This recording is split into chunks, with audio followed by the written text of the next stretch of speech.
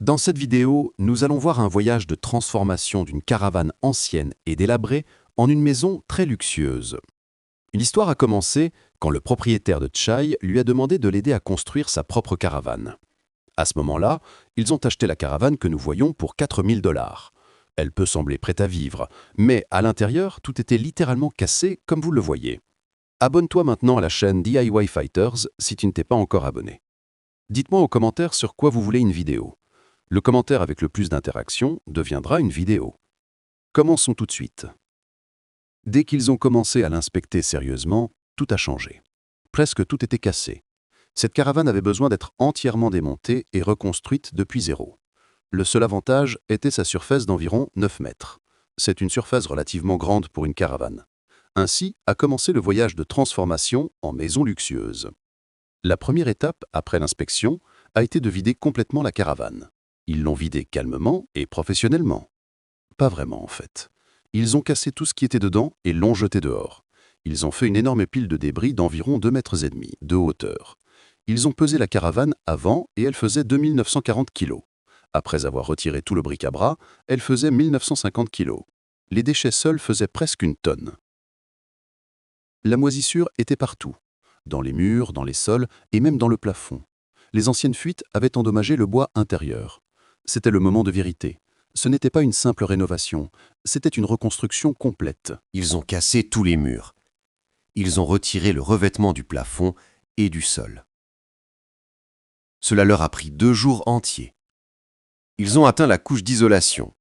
Elle était propre et prête pour un nouveau travail. Comme la caravane allait devenir une maison fixe, ils n'avaient pas besoin du réservoir d'eau utilisé habituellement. Ils ont démonté tous les anciens réservoirs et les ont retirés complètement. Après cela, le sol est devenu propre pour la première fois depuis le début du projet. L'étape suivante était la préparation de la base du sol. Ils l'ont renforcée avec de nouvelles poutres en bois. Ils l'ont recouverte d'une couche de contreplaqué. Ils ont obtenu un sol solide pour marcher et travailler. Ensuite, ils ont commencé l'isolation thermique. Cette étape était nécessaire pour garder la température stable, pour éviter le froid extrême en hiver et la chaleur excessive en été. Ils ont recouvert toute la surface d'une mousse verte isolante. Elle était collée directement sur le sol avec une colle forte. La mousse servait d'isolant thermique et sonore. Ils ont appliqué une mousse en spray dans tous les espaces et les fentes. Après séchage, ils ont retiré l'excédent pour rendre la surface plate avant la couche finale. Ensuite est venu le moment de fixer la couche finale du sol. Ils ont utilisé beaucoup de colle. Ils l'ont étalée sur le sol et posé la plaque de bois. Ils l'ont fixée avec un pistolet à clous. Le nouveau sol était prêt. La différence entre l'ancien et le nouveau était très claire. Quant au plafond, contrairement à ce qu'on pensait, il était complètement abîmé. Plein de petits trous et fissures. Ces trous laissaient entrer l'eau de pluie dans l'isolation pendant des années. Le bois du plafond est devenu inutilisable. Ils ont retiré la couche de mousse, puis tout le bois du plafond. Ils l'ont jeté dehors. Ils ont décidé de déplacer la caravane vers l'atelier pour continuer le travail. Le plafond s'est avéré être une simple couche de vinyle, la même matière utilisée pour les piscines. Ils ont découpé tout le plafond et l'ont retiré de sa place. La solution était d'acheter un kit de remplacement complet sur Amazon. Il est spécialement conçu pour ces toits. Ils ont commencé le changement du toit complètement depuis le début. Après avoir démonté l'ancien toit entièrement, ils ont découvert que tout le toit n'était qu'une mousse et du bois faible. Il n'y avait que 2 poutres en aluminium. Ce sont elles qui portaient l'unité de climatisation. C'est la raison principale pour laquelle le toit s'est affaissé comme ça, après que le bois a pourri. Pour réparer cette catastrophe, ils ont décidé de faire un renforcement complet de la structure métallique. Ils ont coupé de grandes quantités de barres en aluminium et les ont soudées en travers du toit. Elles reliaient les murs et donnaient au toit une solidité bien plus grande qu'avant. L'étape suivante, ils ont découpé un ensemble de plaques de bois. Elles avaient une forme courbée proche des triangles. Elles aidaient l'eau à s'écouler facilement sans s'accumuler sur le toit, comme l'idée de ces maisons. Ils ont installé ces plaques de bois sur le toit. Ensuite, ils ont fixé dessus une couche de contreplaqué. C'était la base principale du nouveau toit. Le résultat était incroyable. Le toit, qui était cassé et fissuré, est devenu très solide. Il pouvait marcher dessus facilement. Ensuite, il a commencé à couper la mousse. Il l'a installée dans le toit, à l'intérieur de la caravane. Il a isolé les côtés avec de la mousse en spray. Voici l'apparence du toit quand la mousse a été installée. Maintenant, c'était le moment de commencer les murs. Lui et son père ont commencé à construire de nouveaux cadres pour les murs. Ils les ont fixés au sol et au toit. Ils ont continué à assembler les cadres un par un, jusqu'à couvrir tous les murs. Tout est devenu un seul bloc, littéralement. Dans cette partie, ils ont aussi commencé à définir l'espace de la salle de bain, ainsi que la chambre à coucher au fond de la cabine. Quand tout est devenu prêt à l'intérieur, ce fut le moment de l'étape électrique. Il a préparé les câbles, il a fait des trous dans les cadres des murs, il a fait passer les câbles partout dans la caravane. Pendant qu'il travaillait, il a installé le nouveau chauffe-eau. En même temps, son père organisait tous les câbles allant vers le tableau électrique principal. Il l'a transformé d'un chaos effrayant à un travail propre et organisé. Ensuite, ils ont installé la prise d'alimentation principale. C'est elle qui alimente toute la caravane. Ils ont installé les panneaux de revêtement du plafond dans toute la caravane. Ils ont ouvert des emplacements pour 19 spots lumineux. Ils les ont installés. Après des mois d'obscurité, il y avait enfin de la lumière dans la caravane. Ensuite, ils ont terminé toutes les installations de plomberie. Ce sont les tuyaux bleus et rouges que nous voyons partout ici. La dernière chose avant de fermer les murs était l'installation de la climatisation. Ils ont apporté le compresseur. Ils l'ont déplacé vers l'avant de la caravane, à l'extérieur. Ils ont soudé une boîte métallique au treuil qui porte la caravane. Ils ont fixé des pièces en caoutchouc pour absorber les vibrations du compresseur. Ils l'ont installé et fixé très solidement. L'unité intérieure était bien plus facile à installer. Un gabarit en carton était fourni avec la climatisation. Il montrait exactement où mettre les vis. Ils ont marqué les emplacements. Ils ont installé le support métallique. Il ne leur restait plus qu'à accrocher l'unité de climatisation. Très facilement, la climatisation était installée. Ils ont installé les lignes de frayon entre l'unité intérieure et extérieure. Maintenant, la climatisation était prête à fonctionner. Après cela, ils ont commencé à travailler sur la rénovation des côtés de la caravane. La première chose, ils ont bouché toutes les anciennes ouvertures laissées par les appareils retirés, comme les ouvertures du chauffe-eau ou de l'ancien réfrigérateur. Ils ont fermé tous les endroits qui n'avaient pas d'isolation, pour garantir que la chaleur et l'humidité ne puissent entrer d'aucun côté. Ensuite, ils ont utilisé des panneaux de bois de 5 mm d'épaisseur. Ils en ont fait le revêtement intérieur de tous les murs. Une fois terminé, l'apparence a changé de 180 degrés littéralement. Le résultat était vraiment incroyable, surtout comparé à l'état initial. En même temps, son frère a commencé à travailler sur la conception et la fabrication des rangements. Il s'est basé sur les plans préparés depuis le début. Il a commencé à découper le bois et à le préparer. Pour commencer la phase réelle de l'assemblage, ils ont décidé de suivre exactement l'ancien design, mais avec quelques petites améliorations pour qu'il s'adapte à l'apparence moderne. Après avoir terminé toutes les installations de plomberie, ils sont passés directement à l'étape suivante. Le ponçage et la préparation pour la peinture ont commencé. Toutes les surfaces ont été bien poncées avec la ponceuse. Ensuite, elles ont été nettoyées de la poussière pour être prêtes pour la pulvérisation. La première couche pulvérisée était un sel en blanc, comme couche de base. Puis, ils ont choisi la couleur finale. Ils ont opté pour une teinte de vert. C'est une couleur calme et adaptée à l'espace réduit du caravane. Ils ont pulvérisé toutes les zones visibles des unités, ainsi que les caissons de cuisine. Le résultat était vraiment excellent. À l'extérieur du caravane, le père a commencé à travailler sur la façade. Il a retiré tous les anciens autocollants qui gâchaient son apparence. Puis, il a poncé toute la surface pour la préparer à la peinture.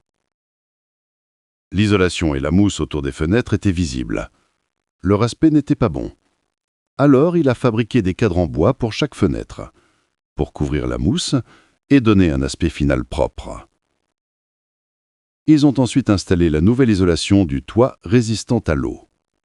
Le processus était un peu compliqué. Ils ont enduit la surface d'une couche de colle. Puis, ils ont étalé une couche de vinyle dessus. Ils ont attendu qu'elle sèche avant de continuer. Ils ont répété cette étape plusieurs fois, jusqu'à ce que tout le toit soit recouvert. Le résultat était excellent. Le nouveau toit ne laissera passer aucune goutte d'eau. Ils ont peint tous les murs en blanc, pour donner une impression d'espace plus grand. Ils sont ensuite passés à la salle de bain. Ils ont posé de l'isolation sur tous les angles et les joints entre les plaques de plâtre. Ils ont installé la base de douche. Ils l'ont totalement isolée autour. Ils ont ensuite étalé le matériau sur les murs. Puis, ils ont collé du petit carrelage blanc dans toute la salle de bain. Le sol a reçu un carrelage encore plus petit, parce qu'il s'adapte facilement à la pente d'évacuation, et il rend le travail plus simple et plus précis. Ils ont découpé le bois pour fabriquer les corniches qui longent le plafond du caravaneur. Ils ont choisi une couleur bois tirant vers le brun rougeâtre pour donner une sensation naturelle. Une fois terminés, ils les ont fixés en place. Josh a préparé le plan de travail de la cuisine. Il l'a découpé au millimètre et l'a installé facilement. Puis, il l'a peint avec la même couleur que les corniches. Mais comme le plan de travail est en bois naturel, il devait être bien protégé. Ils ont acheté un gallon de polycrylique, un scellant à base d'eau. C'est une couche de protection transparente appliquée après la peinture. Elle protège le bois contre les rayures et empêche l'absorption d'eau ou de liquide. Elle fixe aussi la couleur et donne un fini brillant ou mat selon le type. Après avoir fini le plan de travail, ils ont commencé à fermer toutes les unités. Le frère a installé les portes et les tiroirs un par un, puis les poignées métalliques. Cette étape seule lui a pris plusieurs jours, parce qu'il faut assembler les portes et les tiroirs ensemble, et parfois aussi les poncer et les peindre. Mais le résultat valait vraiment tout cet effort. La cuisine est devenue bien plus élégante qu'avant. Pour compléter la cuisine, ils ont installé la cuisinière, le lave-vaisselle et l'évier. L'espace à côté de la douche était prévu pour la machine à laver et le sèche-linge. Et honnêtement, s'ils avaient été plus grands d'un seul centimètre, ils n'auraient jamais pu passer par la porte principale. Ensuite, ils les ont déplacés vers la salle de bain. Ils les ont installées l'une sur l'autre à nouveau. Ils les ont poussées doucement jusqu'à ce qu'elles s'installent à leur place. Ils ont installé les conduites d'évacuation. Et tout a commencé à fonctionner parfaitement. À ce moment-là, le travail approchait vraiment de la fin. Ils ont creusé l'emplacement de l'évacuation du lavabo et ils ont installé le lavabo et la chasse d'eau, tous les deux à leur place. Ils ont fait la crédence de la cuisine avec le même carrelage de la salle de bain. Alors, qu'est-ce qu'il leur restait? Le sol, bien sûr. Ils ont choisi d'installer du parquet sur les sols. Personnellement, je l'aime beaucoup plus que les autres types de carrelage. Il donne une touche de luxe aux caravanes. Et honnêtement, il est devenu presque comme une vraie maison. Dans la chambre, ils ont installé un deuxième climatiseur, avec les mêmes étapes que le premier. Honnêtement, je pense que 2 climatiseurs, c'est beaucoup pour un caravane de cette taille. Ensuite, ils sont passés à l'installation de la moquette dans la chambre. Ils ont posé une couche de mousse d'abord, cela aide un peu à l'isolation sonore, puis ils ont choisi une moquette légère et facile à nettoyer. Ils l'ont découpée aux dimensions de la pièce et l'ont posée soigneusement sur la mousse. Après avoir terminé la moquette, ils ont commencé à préparer la chambre. Ils ont ramené l'ancien lit du caravane, sa structure était en aluminium, et elle était en bon état. Ils ont décidé de le réutiliser, mais ils allaient modifier ses dimensions un peu, pour qu'il s'adapte à un matelas queen size qui mesure 200 cm sur 160 cm. Ils ont mis le lit en place, ils ont aussi gardé l'ancien système hydraulique, il permet de soulever le lit pour révéler un espace de rangement en dessous. Ensuite, ils ont rencontré une situation étrange. Ils ont acheté un canapé de 2 mètres. Il avait une excellente apparence, mais surprise, il n'y avait aucun moyen de le faire entrer dans le caravane. Ils ont essayé plusieurs méthodes, et honnêtement, aucune ne fonctionnait. Alors ils ont décidé d'ouvrir l'arrière du canapé. Ils ont retiré le tissu, et ils ont commencé à découper une partie du bois pour pouvoir le plier temporairement.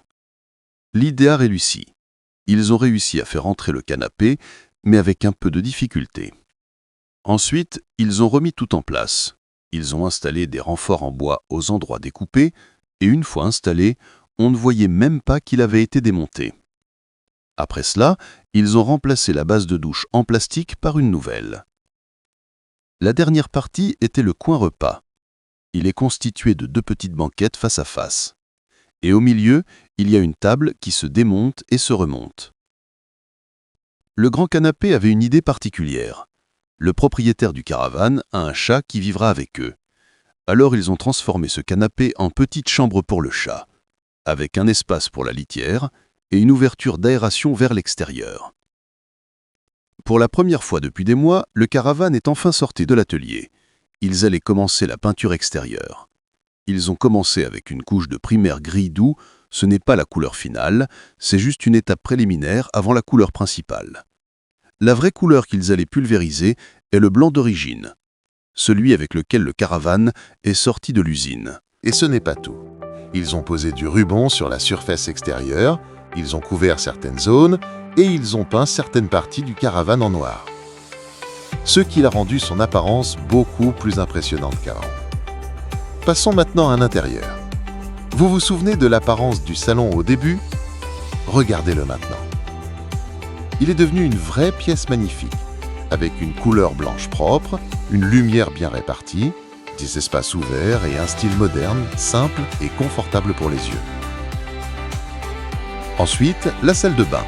Au début de la vidéo, c'était l'endroit le plus dégoûtant, et évidemment, il n'y a plus aucune comparaison avec la nouvelle version.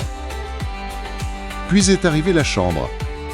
Elle a maintenant un lit plus grand et un espace de rangement en dessous. Ils ont installé un climatiseur dans la chambre aussi. Et maintenant, vous voulez sûrement connaître le coût et le poids après modification. Le nouveau poids du caravane est d'environ 3600 kg. Et c'est un chiffre excellent par rapport aux changements effectués. Le coût total, depuis l'achat du caravane jusqu'au dernier clou, était environ 20 000 $. C'est tout. Et nous arrivons à la fin du projet. Il a duré des mois, mais le résultat en valait vraiment la peine. Si vous êtes arrivé jusqu'ici, c'est que la vidéo vous a plu. Abonnez-vous à la chaîne maintenant et mettez un like à la vidéo.